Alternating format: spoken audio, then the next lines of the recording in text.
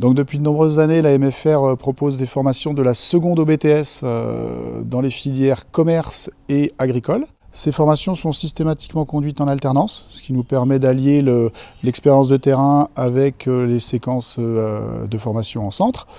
Et depuis quelques années, nous développons aussi des formations en gestion, création d'entreprise. La principale particularité de notre structure, c'est que nous sommes un établissement à taille humaine.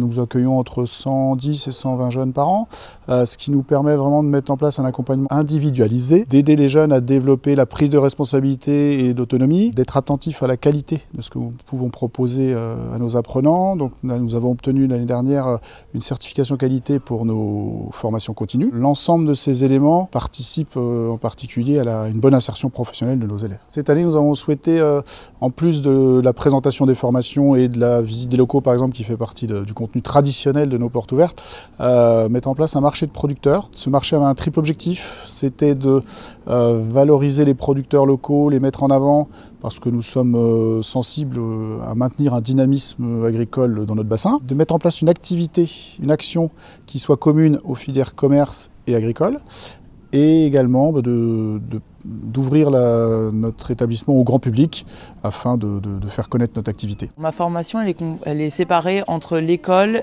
et les stages.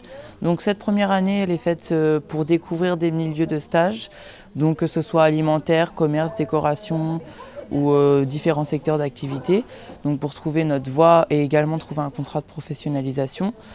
Et donc on a toujours une semaine d'école et 1 à 2 semaines de stage, donc ce qui nous permet d'avoir un emploi du temps divers et c'est très intéressant. Ça dure 3 ans si on commence en seconde, 2 ans si on commence en première et 1 an si on a déjà un bac et on veut faire, on passe juste l'épreuve terminale et on passe juste les épreuves pro en terminale. Voilà. Et après on a 1 an en stage et 2 ans en contrat de professionnalisation. On est très encadré, les professeurs nous mettent très à l'aise, enfin c'est pas vraiment des professeurs, c'est plus des formateurs. C'est très convivial donc ça met à l'aise, ça fait prendre confiance en soi.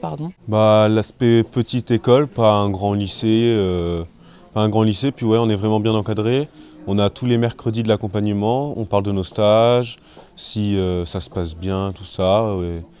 Ouais, c'est vraiment familial, on peut dire. Ouais. Le BTSA, c'est une formation qui est accessible après un bac pro ou autre bac, qui est une formation en alternance entre des stages et l'école. Dans cette formation, on y voit toutes les matières en lien avec une gestion d'entreprise, exemple la gestion, et tout ce qui est attrait à l'animal, zootechnie, agronomie.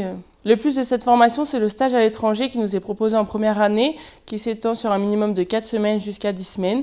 C'est une réelle opportunité pour les jeunes afin de découvrir d'autres pays et d'autres méthodes de travail. À bientôt sur tvie.tv.